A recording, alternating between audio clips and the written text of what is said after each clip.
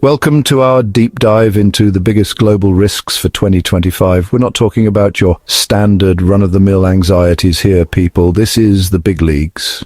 Today we'll explore the top 10 threats that could shape our world in the coming year. From pandemics to climate change, we're going to unpack it all. So buckle up, grab your anxiety teddy bear, and let's dive right in. 7. Remember that time we all thought we were done with pandemics? Yeah, good times. Turns out declaring victory over a virus is about as effective as trying to reason with a toddler on a sugar rush. The threat of a global pandemic resurgence is about as subtle as a hippo in a bathtub.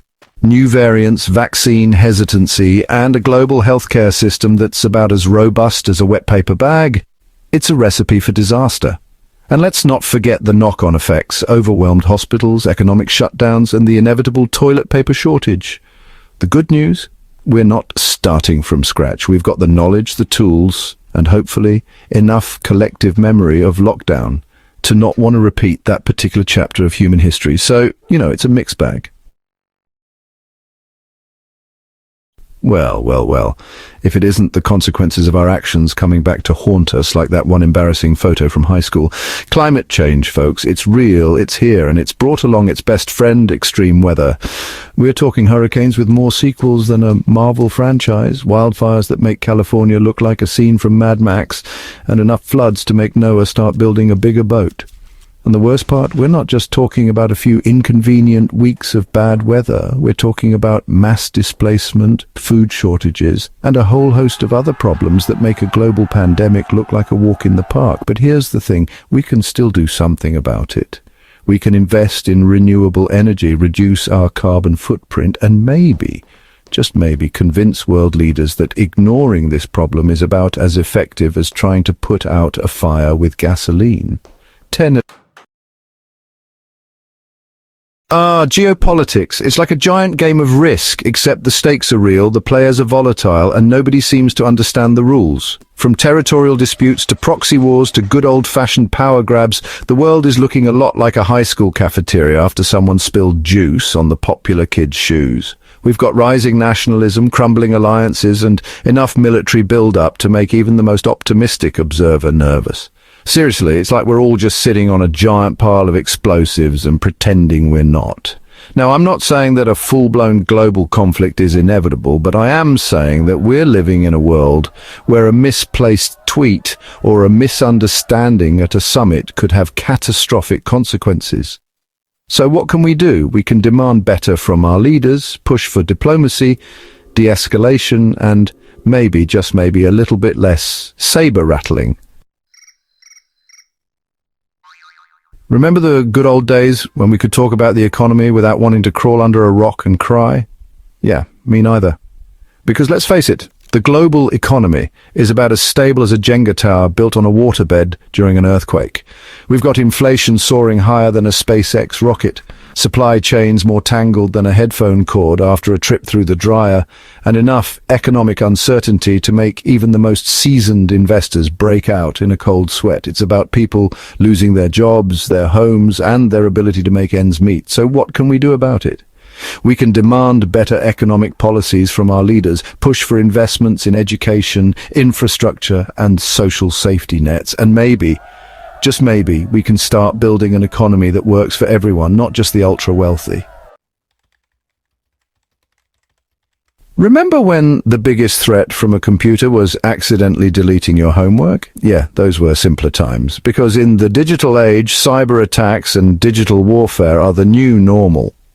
We're talking about everything from ransomware attacks that cripple hospitals to election interference that undermines democracy. And the worst part? It's not just nation-states that are getting in on the action. We're talking about criminal organizations, hacktivists, and even your weird neighbor who spends all day in his basement building a robot army. So what can we do about it? We can invest in cybersecurity, demand stronger regulations and international cooperation. And maybe, just maybe, we can start thinking about the ethical implications of technology before it's too late. Remember when we could trust the news? Yeah, me neither. Because in the age of the internet, misinformation and fake news are spreading faster than a conspiracy theory at a flat earther convention. We're talking about everything from fabricated news articles to doctored videos to social media bots that spread propaganda like it's going out of style, and the worst part, it's working. People are actually believing this stuff. So what can we do about it? We can become more critical thinkers, check our sources, be wary of confirmation bias, and maybe, just maybe, put down our phones every once in a while and have a conversation with a real human being. 7. Remember when artificial intelligence was just a thing in science fiction movies? Yeah, those were the days. Because now AI is about as real as it gets. And while it has the potential to do a lot of good, it also comes with a whole host of risks that are enough to make your head spin.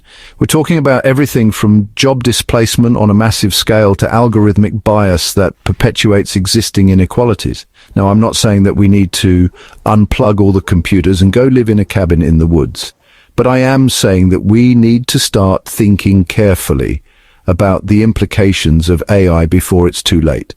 We need to ensure that it's developed ethically and responsibly, and that we have safeguards in place to prevent it from spiraling out of control. Chapter 8, The People versus the System, Social Unrest and Political Instability. Remember when we thought the world was becoming a more stable and peaceful place? Yeah, me neither. Because from the streets of Hong Kong to the favelas of Rio de Janeiro, social unrest and political instability are on the rise. We're talking about everything from protests against economic inequality to uprisings against authoritarian regimes. And the worst part, it's not just happening in developing countries, it's happening in the heart of the developed world too. From the Yellow Vest protests in France to the Black Lives Matter movement in the United States, people are taking to the streets to demand change. So what can we do about it? We can listen to the concerns of those who are protesting, address the root causes of social unrest, such as economic inequality and political disenfranchisement, and maybe, just maybe, we can start building a world where everyone feels like they have a stake in the system. 10. Chapter 9, The World is a Tangled Web, Global Supply Chains and Trade. Remember when you could order something online and it would arrive at your doorstep in a matter of days? Yeah, those were the days, because thanks to a perfect storm of global crises, supply chains are about as reliable as a used car salesman with a toupee. We're talking about everything from factory shutdowns due to COVID-19 to shipping delays caused by the Suez Canal blockage. And the worst part, it's not just about inconvenience, it's about shortages of essential goods, rising prices, and the potential for economic chaos.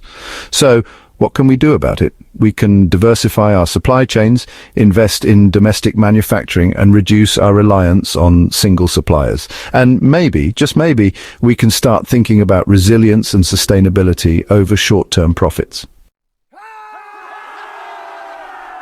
Chapter 10, Beyond the Pandemic. Public health crises. Remember when we thought the pandemic was the only public health crisis we had to worry about? Yeah, about that. Turns out the world is a petri dish of potential health threats just waiting to emerge. We're talking about everything from antibiotic-resistant superbugs to emerging infectious diseases to the growing burden of chronic diseases. And the worst part, our healthcare systems are woefully unprepared to handle it all. So what can we do about it? We can invest in public health infrastructure, strengthen our healthcare systems, develop new treatments and vaccines, and address the root causes of poor health, such as poverty and inequality. And maybe, just maybe, we can learn from the mistakes of the COVID-19 pandemic and build a more resilient and equitable health system for all. 8.